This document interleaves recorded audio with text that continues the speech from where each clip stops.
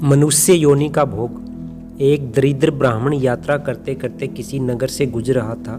बड़े बड़े महल एवं अट्टालिकाओं को देखकर ब्राह्मण भिक्षा मांगने गया, किंतु उस नगर में किसी ने भी उन्हें 2 मुट्ठी अन्न नहीं दिया। आखिर दोपहर हो गई तो ब्राह्मण दुखी होकर अपने भाग्य को कोसता हुआ जा रहा था। सोच रहा था, कैसा मेरा दुर्भाग्य है, इतने बड़े नगर में मुझे खाने के लिए 2 मुट्ठी अन्न तक नहीं मिला। रोटी बनाकर खाने के लिए 2 मुट्ठी आटा तक नहीं मिला। इतने में एक सिद्ध संत की निगाह उस ब्राह्मण पर पड़ी। उन्होंने ब्राह्मण की बड़बड़ाहट सुन ली। वे बड़े पहुँचे हुए संत थे। उन्होंने कहा, हे दरिद्र ब्राह्मण, तुम मनुष्य से भिक्षा मांगो, पशु क्या जाने भिक्षा देना। यह सुनकर ब्राह्मण दंग रह गया और कहने लगा, हे महात्मा, आप क्या कह रहे हैं? बड़ी बड़ी अट्टालिकाओं में रहने वाले मनुष्यों से ही मैंने भिक्षा मांगी है। महात्मा बोले, नहीं ब्राह्मण, मनुष्य शरीर में दिखने वाले ये लोग भीतर से मनुष्य नहीं हैं। अभी भी वे पिछले जन्म के हिसाब से ही जी रहे हैं। कोई शेर की योनि से आया है, कोई कुत्ते की योनि से आया है, कोई हिरण की योनि से आया है, तो कोई गाय या भैंस की योनि से आया। उनकी आकृति मानव शरीर की जरूर है, किंतु अभी तक उनमें मनुष्यत्व निखरा नहीं है, और जब तक मनुष्यत्व नहीं निखरता तब तक दूसरे मनुष्य की पीड़ा का पता नहीं चलता। दूसरे में भी मेरा प्रभु ही है, यह ज्ञान नहीं होता। तुमने मनुष्यों से नहीं, पशुओं से भिक्षा मांगी है। ब्राह्मण का चेहरा दुख व निराशा से भरा था। सिद्ध पुरुष तो दूरदृष्टि से धनी होते हैं। उन्होंने कहा, देख ब्राह्मण, मैं तुम्हें यह चश्मा देता हूँ, इस चश्मे को पहनकर जा और कोई भी मनुष्य दिखे उससे भिक्षा मांगकर फिर देख क्या होता है।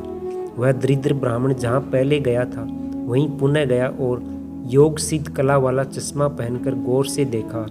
ओहो, वाकई कोई कुत्ता है, कोई बिल्ली है, तो कोई बघेरा।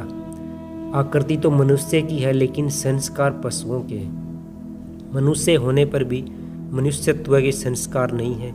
घूमते घूमते वह ब्राह्मण थोड़ा आगे गया तो देखा कि एक मोची जूते सील रहा है।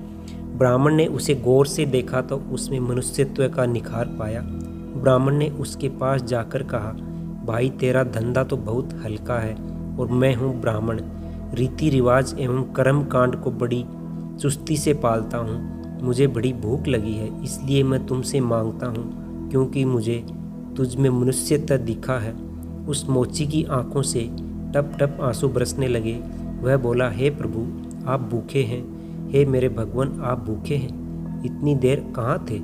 यह कहकर मोची उठा एवं जूते सील कर टका आना 2 वगैरह जो इकट्ठे किए थे उस चिल्लर को लेकर हलवाई की दुकान पर पहुंचा और बोला, हलवाई भाई, मेरे इस भूखे भगवान की सेवा कर लो। ये चिल्लर यहाँ रखता हूँ, जो कुछ भी सब्जी, पराठे, पूरी आदि दे सकते हो वह इन्हें दे दो, मैं अभी जाता हूँ। यह कहकर मोची भागा और घर जाकर अपने हाथ से बनाई हुई एक जोड़ी जूती ले आया।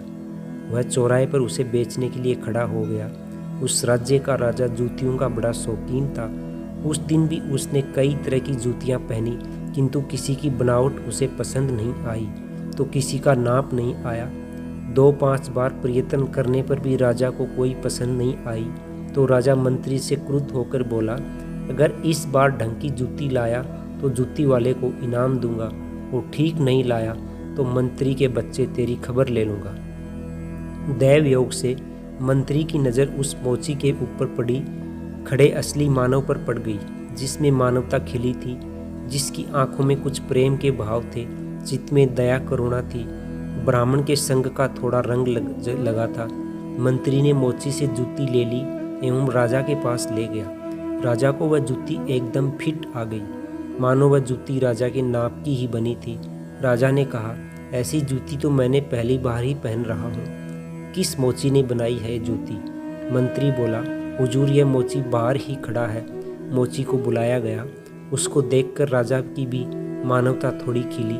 राजा ने कहा, जूती के तो 500 रुपये होते हैं, किंतु यह 5 रुपयों वाली नहीं है, 500 रुपये वाली जूती है। जूती बनाने वाले को 500 और जूती के 500, कुल 1000 रुपये इसको दे दो। मोची बोला, राजा तनिक ठहरिए, यह जूती मेरी नहीं है, जिसकी है उसे मैं अभी ले आता हूँ। मोची जाकर विनयपूर्वक उस ब्राह्मण को राजा के पास ले आया एवं राजा से बोला, राजा, यह जूती इन्हीं की है।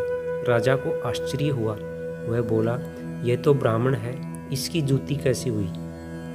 राजा ने ब्राह्मण से पूछा तो ब्राह्मण ने कहा, मैं तो ब्राह्मण हूँ, यात्रा करने निकला हूँ। राजा, मोची जूती तो तुम बेच रहे थे, इस ब्राह्मण ने जूती कब खरीदी और बेची? मोची ने कहा, राजन, मैंने मन ही में संकल्प कर लिया था कि जूती की जो कीमत रकम आएगी वह ब्राह्मण देव की होगी। जब रकम इनकी है तो मैं इन रुपयों को कैसे ले सकता हूँ, इसलिए मैं इन्हें ले आया। न जाने किसी जन्म में मैंने दान करने का संकल्प किया होगा और मुकर गया होगा, तभी तो यह मोची का चोला मिला है। अब भी यदि यह मुकर जाऊं तो न जाने मेरी कैसी दुर्गति हो। इसलिए राजन, ये रुपए मेरे नहीं हुए। मेरे मन में आ गया था कि इस जूती की रकम इनके लिए होगी, फिर 5 रुपये मिलते तो भी इनके होते, 1000 मिल रहे हैं तो भी इनके ही हैं। हो सकता है मेरा बेईमान मन हो जाता, इसलिए मैंने रुपयों को नहीं छुआ और असली अधिकारी को ले आया। राजा ने आश्चर्यचकित होकर ब्राह्मण से पूछा, ब्राह्मण, मोची से तुम्हारा परिचय कैसे हुआ? ब्राह्मण ने सारी आप बीती सुनाते हुए सिद्ध पुरुष के चश्मे वाली बात बताई और कहा कि राजन, आपके राज्य में पशुओं के दर्शन तो बहुत हुए, लेकिन मनुष्यत्व का अंश इन मोची भाई में ही नजर आया। राजा ने कौतूहलवश पूछा, कहा, लाओ वह चश्मा जरा हमें भी देखो। राजा ने चश्मा लगाकर देखा तो दरबारियों में उसे कोई सियार दिखा तो कोई हिरण, कोई बंदर दिखा तो कोई रीछ। राजा दंग रह गया कि यह तो पशुओं का दरबार भरा पड़ा है। उसे हुआ कि ये सब पशु हैं तो मैं कौन हूँ? उसने आईना मंगवाया एवं उसमें अपना चेहरा देखा तो वो शेर। उसके आश्चर्य की सीमा न रही। ये सारे जंगल के प्राणी और मैं जंगल का राजा शेर, यहाँ भी इनका राजा बना बैठा हूँ। राजा ने कहा, ब्राह्मण देव, योगी महाराज का यह चश्मा तो बड़ा गजब का है। ये योगी महाराज कहाँ होंगे? ब्राह्मण, वे तो कहीं चले गए। ऐसे महापुरुष कभी कभी ही बड़ी कठिनाई से मिलते हैं। श्रद्धावान ही ऐसे महापुरुषों से लाभ उठा पाते हैं। बाकी तो जो मनुष्य के चोले पशु के समान हैं, वे महापुरुष के निकट रहकर भी अपनी पशुता नहीं छोड़ पाते। ब्राह्मण ने आगे कहा, राजन, अब तो बिना चश्मे के भी मनुष्यता को परखा जा सकता है। व्यक्ति के व्यवहार को देखकर ही पता चल सकता है कि वह किस योनि से आया है। एक मेहनत करे और दूसरा उस पर हक जताए तो समझ लो कि वह सर्प योनि से आया है, क्योंकि बिल खोदने की मेहनत तो चूहा करता है, लेकिन सर्प उसको मारकर बल पर अपना अधिकार जमा बैठता है। अब इस चश्मे के बिना भी विवेक का चश्मा काम कर सकता है और दूसरे को देखें, उसकी अपेक्षा स्वयं को ही देखें कि हम सर्प योनि से आए हैं कि शेर की योनि से, या सचमुच में हमसे मनुष्यता खिली है। यदि पशुता बाकी है तो वह भी मनुष्यता में बदल सकती है। दोस्तों, कहानी यही समाप्त होती है। चैनल को लाइक करें, शेयर करें, सब्सक्राइब करें, बेल आइकन ज़रूर दबाएं। धन्यवाद।